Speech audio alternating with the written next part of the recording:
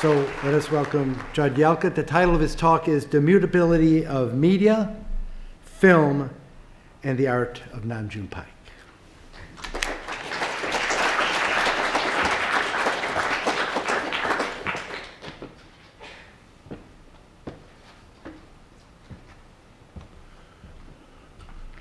Thank you, John, and thank you everyone here. It's a real pleasure to be here. I'm looking forward to seeing the show also afterwards. We came in here from Ohio yesterday and didn't see as many cherry blossoms as we were hoping. We have more growing in our backyard right now. But anyway. So the mutability of media. The 1960s was a time of change and ferment in the art and media world. Nam June Paik taught himself the fundamentals of electronics and television, allying himself with Japanese engineer Shuya Abe, beginning with the attempt to construct a build a videotape recorder yourself project, looking back, as he wrote, with a bitter grin of having collaboration of having paid $25 for a fraud instruction of the desperate struggle to make it. But this collaboration with Abe, begun in 1963, led to the eventual construction of the seminal Paik-Abe synthesizer at WGBH-TV in 1969. His earlier and highly significant excursion into film was his Zen for Film, 1,200 feet of clear leader that was intentionally pervious to dust and scratches, so that, as John Cage wrote in 1962-64, comparing it to his 4 minutes, 33-second silent piece and Rauschenberg's white canvases, the nature of the environment is more on the film. Before my wondrous and eternal encounter with Nam June, I dove unattended into the medium of films in 1961, a field which had no real teachers or courses at the time, though I later became such a teacher starting in 1968. After a long period as a young practicing poet in the Beat generation, I left school. I entered college at 15 and dropped out after 3 years and went west, including a year in Big Sur. I returned to the visual world in an 8mm camera in 1961, and then got my first reflex Bolex in 1964, secondhand at Willoughby Peerless, the camera which I still have, and then my role in life was firmly established. 1965 was a decisive year with my collaboration as filmmaker member of the pioneering multimedia group USCO, and beginning later that year of my continuing involvement with Paik. I knew of Nam June's work as a performer and composer and of his groundbreaking experiments with the television medium, having attended his 1965 New School program earlier that year and the New York Avant-Garde Festival performance of Stockhausen's Originale. Many avant-garde artists and Fluxus artists have become my friends and acquaintances, including minimal composers, new thing jazz musicians, dancers, performing artists, poets, and other filmmakers, all in overlapping circles like a Venn diagram. I was working on a project with USCO, shooting and producing a film to be called Turn, Turn, Turn, which focused on kinetic and luministic art in a camera-composed composition. And I would film the motorized light towers of Nicholas Schaffer at the Jewish Museum, the kinetic light compositions of Julio in the Park at the Howard Weiss Gallery, and the electronically inspired diffracted and stroboscopic creations of the USCO group. Realizing that proper culmination of this kinetic luministic progression would be pure electronically manipulated light, it was fortuitous that this need coincided with Paik's first exhibition at the Benino Gallery. In November, December '65, Nam June agreed with my filming of all the pieces in this electronic art show, and portions of this material concluded the finished Turn, Turn, Turn film. We also agreed on my filming his works in progress at his Canal Street studio, and out of this evolved the realization of film concepts that percolated between us, and which eventually produced a body of work collected as a video film concert which premiered at the Millennium Film Workshop in New York and was a Cinepro program at the Museum of Modern Art in 1972. Nam June got his first Sony videotape recorder, a huge two-handled block of a machine with a pop-up black and white monitor, the first such machine available, and purchased through a John D. Rockefeller grant in October '65. The first thing I discovered, he said, was the stop frame technique, the freezing that makes strange images. Also, repetition of the same thing with the videotape loop. I made a tape of John Lindsay's election eve, which was a very moving thing when he got elected mayor of New York. But I made a very funny tape out of Lindsay, and with Jud Yalkut, we turned it into a film. This film, shot on 60 millimeter in 1967, was videotape study number 3.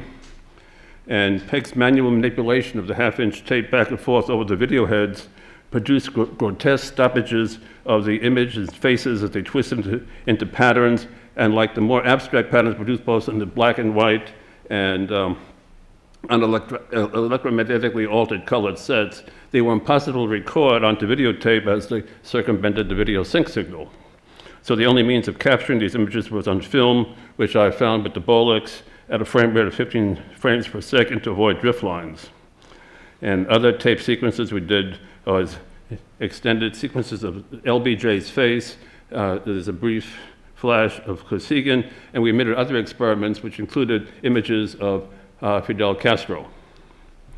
The film in its silent form was screened together with a political speech mashup by David Bierman, composer at the Electric Ear series, accompanied by giant political effigies with loudspeakers for heads by sculptor Shari Deans in 1969. She was a very good friend and neighbor of John Cage in Stony Point. And with David's acquiescence, was edited by fellow composer Ken Werner, another part of our community, to fit the film. Interestingly, the film, which has a minimum of 40 to 50 splices in it, was the first thing I transferred to a video master when I first accessed a WNET television lab in 1972, and it reads out as a video piece, belying its origin as a film, although it's presently distributed in both forms. As an example of McLuhan's obsolescence theory, where the new medium subsumes the old medium, people still refer to things being filmed when they are captured on videotape, or even new digital media. So we'll run videotape study number 3 now.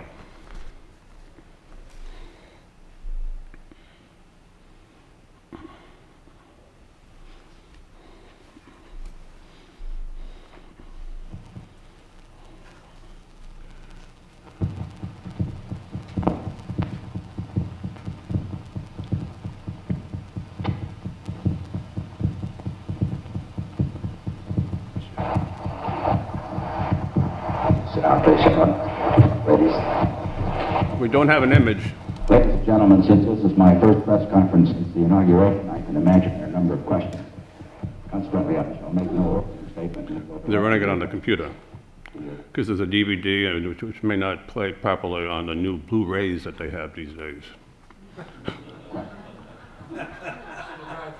That's another obsolescence factor.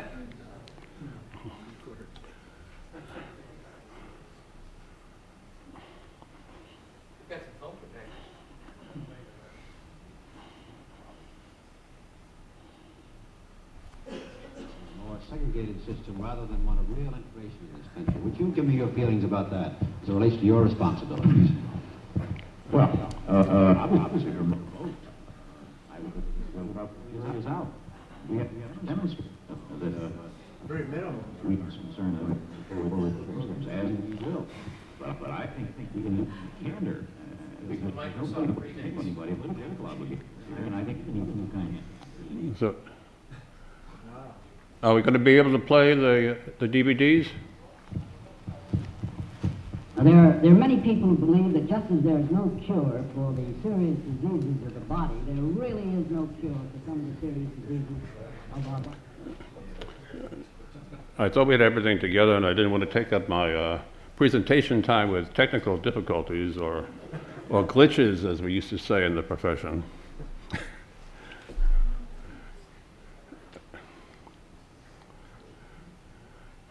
I mean, I can go on with the talk while I try to get that together. So the term video film was one I coined to represent the interfacing of the two media, both of which were attractive to me because of the variations in their tactilities. And I was later, in 1968, able to do preliminary work with the earliest portable black and white Sony Portapacks through the auspices of the Rain Dance Foundation. I also found it fitting to produce titles for our films over loops employing the imperfections of both film and video, film with its end of the roll perforations, and video with its signal loss of video snow. But in early '66, Nam June and I filmed his experiments producing a round moon form which could gradually fade in and fade out. This first electronic moon was silent and almost invisible, so intangible that it proved impossible to reproduce and release prints from the film lab. So disappearing, whether the exposure was heightened or lessened. And consequently, it has only been shown in live performances, concert performances, initially with an idiosyncratic live performance by Paik of the first movement of Beethoven's Moonlight Sonata. This original version exists and is only judiciously projected currently with a CD version of Nam June performing at the Anthology Film Archives, graciously recorded by Stephen Vitiello. Two other sections exist in sound versions, with the blue filtered moon slowly fading out and then fading in magenta to the accompaniment of Glenn Miller's Moonlight Serenade. In 1972, we released the version of Electronic Moon No. 2, which has been called a film haiku by several critics and curators, interplays the lunar analogies of a plate and fork, a swinging lens satellite, and a woman's breast, with oscillating electromagnetic variations of the magnified red, green, and blue phosphors, all to my favorite performance of Debussy's Clair de Lune, played by Walter Gieseking. Paik generated much material from the black and white broadcast images of the Beatles, appearing both on the Ed Sullivan television show and from their famous Shea Stadium concert. These images were whirled and distorted by electronic means, including a large degaussing coil, and filmed by me off the screen, then edited onto an A-roll and composited with a B-roll of color footage sequences similar to the dancing patterns and Lisa Joux patterns generated by pulse waves moving in and out of sync. Beatles Electronique, here representing Nam June's current recurring penchant for French appellations, appeared first in black and white in '66 and was composite printed in 1967 with a soundtrack by Ken Werner called Four Loops, based on electronically synthesized fragments of Beatles songs. And here we're supposed to show Beatles Electronique. Let's see if we can show let's see what they have. Who's gonna go with them? We're gonna find out. Show you. Here we go. We're gonna take something. A little out of sequence. Sit down, please, everyone. Ladies and gentlemen, since this is my first press conference since the inauguration, I can imagine there are a number of questions.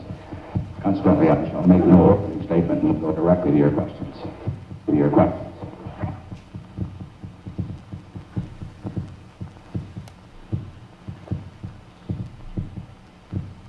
Mr. Johnson. Yes, so far in the program, we really haven't addressed ourselves to the question of race in America, except in an oblique way. It seems at times to many people as if we are going backwards in this country to a more segregated system rather than one of real integration in this country. Would you give me your feelings about that as it relates to your responsibilities? Well, obviously you're a vote. I would say that the jury is out. We have to demonstrate that we are concerned that we carry forward the programs as we will. But I think we can do it in a candor, because there's nobody's kidding anybody. Political obligations here, and I think we need a new kind of candor to deal with our problems. We've been kidding ourselves and overplaying and under-delivering for too long. There are many people who believe that just as there's no cure for the serious diseases of the body, there really is no cure for some of the serious diseases of our body politic.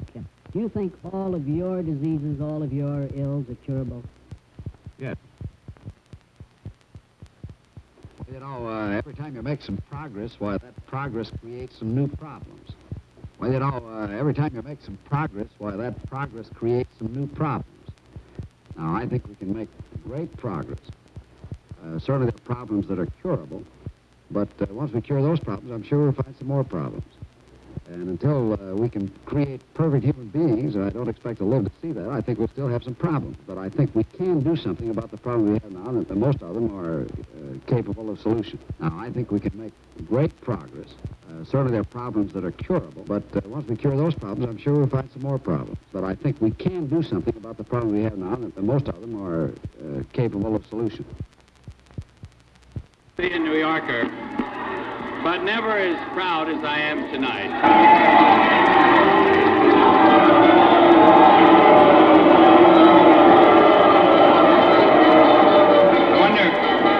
The photographers would mind. I wonder if the photographers would mind coming down for a moment.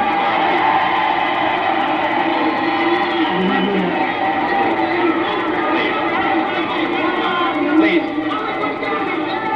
Yes, well, just let me go ahead after I speak.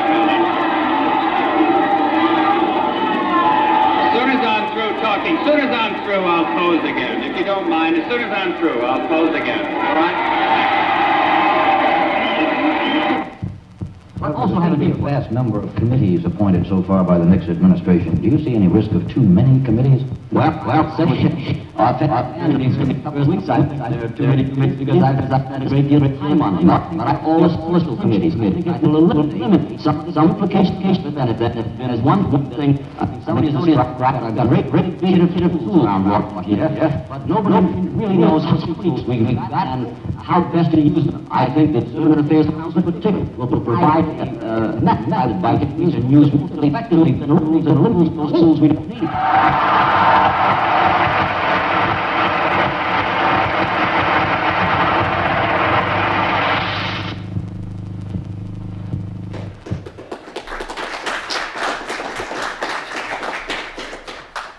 Thank you. I think if we, I'll talk a little bit, and then we'll go to the film, and then after that, maybe we can do just the last DVD. Is that okay?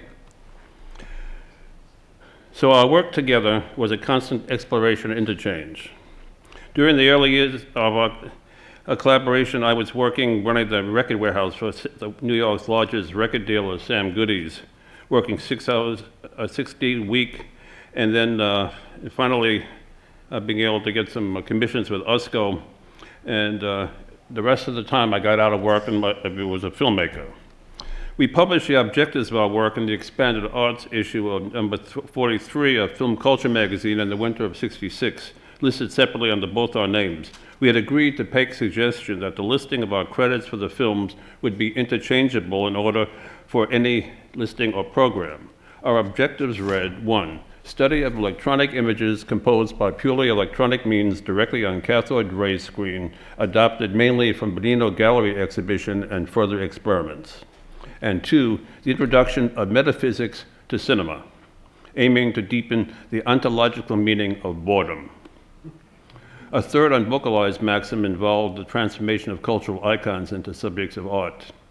I am constantly reminded by Paik's comment to Grace Gluck in the New York Times in '68, "The world is so boring," he sighs, "I have to think of things continually to keep myself tense." Among the pieces listed in our objectives were some either unrealized or executed purely as performance pieces, like Batman Electronique, which never happened, which I think was based on some Batman montage I was doing for the Murray Decay's World Discotheque with the project with USCO. And then there was the Rhapsody in Black et Noir, '66, was a conceptual performance piece, which we put on at one time, in which a print of the burlesque routine of Sally Rand and her fan dance was projected to a very dark filter so you could hardly make out the image. Recycling images and sequences is always part of Paik's battery of materials, and many film elements created by me recorded his later studio productions. I never knew when something would turn up later on. I've always thought of Paik's electromagnetic and switching manipulations of the television image while I was filming as performances which I was capturing in the moment. Performance was always a predominant factor in Nam June's thinking and was an element in our work together. This became coupled with the Zen-like perception of activity and non-activity, which constantly surfaced in our mutual philosophies. And one concept which produced a series of what I would call non-video video films are the 5 parts of cinema metaphysique, starting with the precept of accompanying on the variant scale between film and video in number 1, which was affectionately called the micro TV, with a tiny 13-inch black and white monitor in the far bottom corner of the black screen. And at one point there's a sync-in to an image of a violinist playing to an audience, which I synced in the only sound moment, the end of a Heifetz recital with the applause syncing in with the action in the film. The remaining cinema metaphysique pieces were predicated on the then prevalent phenomena of the safe area of the screen, which back then the edges of the film frame would disappear when transferred to television, and one was cautioned not to put anything there. So Paik's suggestion was that we should make films in which the action took place entirely in the unsafe area. So if we put on broadcast, there would be nothing but black. To realize this concept, I availed myself of a matte box for the Bolex and cutting mats for different purposes, like in number 2, there's a agnostically slow performance of Paik's hand slowly in a band on the left, and number 3, with the eyes of Paik and Kasugi, the composer, looking and avoiding each other to the sound of Zen monks chanting. And number 4, which is actually defies that thing, it's actually a split screen, but the mat is torn out so that there is the mouths intersect in different ways, and there's also a cigar smoking and eating Levy's bread. Those who lived in New York at that time will remember that Levy's bread had commercials. You don't have to be Jewish to love Levy's, and they had images of Eskimos and Indian chiefs eating pieces of rye bread. Cinema metaphysique was integral in itself, silent and in color, and occurred on all 4 sides of the screen, with the left featuring a hand, or maybe it's the right, featuring a hand and a head-beating action by Paik, one performance, and the bottom his 2-finger and head and shoe banging on a piano keyboard. And so I had to run the film 4 times through the camera with 4 separate matte placements, and it was eventually released in video. The whole series eventually released in video through overscanning, which broadened the picture area. So now we'll show film, cinema metaphysique number 5 as a film. I want you to see film. This is a non-video video film projected as film.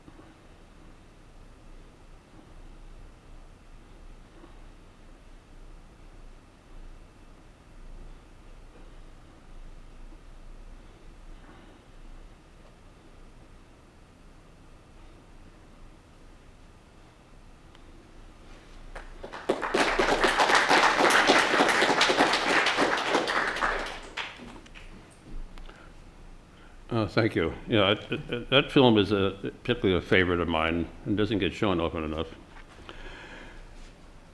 One of the strongest relationships between Paik and myself, of course, was the dauntless and loving spirit of Charlotte Moorman, and I filmed many versions of Charlotte and Paik performing John Cage's string player piece at 24.1499 seconds. And I would shoot films of his performances, and then multiple times I would project parts of that during the performances on top of them. And 3 years of such film footage was transformed with the Paik Abe synthesizer in 1973 when I worked on my version of Charlotte and Paik performing a composition by John Cage. And the distributed version is 42 minutes because it contained many of the post-it note events that Charlotte added to Cage's score. And I projected our films to most of the concerts we did in this country, but when they went on tour to Europe, they would take films with them to include on concert programs. And I received a 1966 postcard from Paik from Germany, which had the picture side featuring beer-drinking characters from a theater production in Cologne. And the text read, "Things are not going bad. We are having tough days, but trying our best. I couldn't pick up films in Italy because they asked the import license, but we played P plus A minus I times K, which is a film that I did, which included the robot K456 in its first New York venture on Canal Street, Zen Film, and Butterfly. In Cologne, Electric Moon and Small TV were well received, but P plus A minus I times K was broken in the middle. In Berlin, projector was knocked down in the middle of micro TV. Ha ha ha. We are asking now more qualified projectionists in the remaining concerts. Paik." Having turned Nam June's remarkable television permutations to film for a long time, it was totally fitting to me that next I would provide him with film to be transformed during his various video residencies in both NET and WGBH. And I was the major cameraman for the John Cage at 60 in New York, and auxiliary cameraman in Boston, and also various film segments of mine were included in the mix for Global Groove, including aerial footage from a helicopter of the Statue of Liberty and my stop-motion capture of the Living Theater performing Paradise Now. Nam June and I worked for over a year on the WNET series Suite 212 in 1974-75, a title that I suggested incorporating Paik's musical interest and New York's area code. The premise was a series of 30 approximately 5-minute segments, each representing some little-known but significant area of New York City, in which the film was shot in multiple locations and would be processed in the studio in the Paik Abe, and the studio had gotten a very nice Niso Super 8 millimeter camera, and they gave it to me for a year, and I shot all around the city. And the films were projected, since they didn't have a Super 8 film chain, they were projected onto a white wall in the studio and reshot by a studio television camera. And the series was designed to conclude the broadcast day of WNET TV every day around 11 p.m. and to play for the 30 days of April 1975. And to conclude this personal odyssey of back-and-forth media, my long-held conviction that each medium polishes its own essence by brushing against the other, I would like to screen now the skating segment of Suite 212, joining Central Park's Woolman Rink with the skating rink at Rockefeller Center. My original footage contained both stop-motion and slow-motion sequences, and it was all further manipulated by Paik in the studio, so I hope you enjoy this one. And I hope it plays okay on DVD.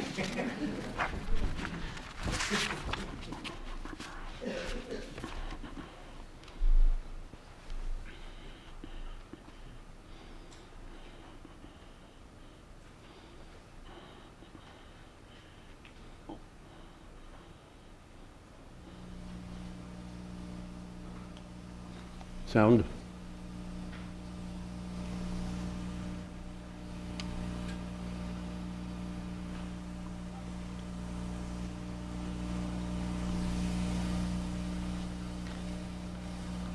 Sound?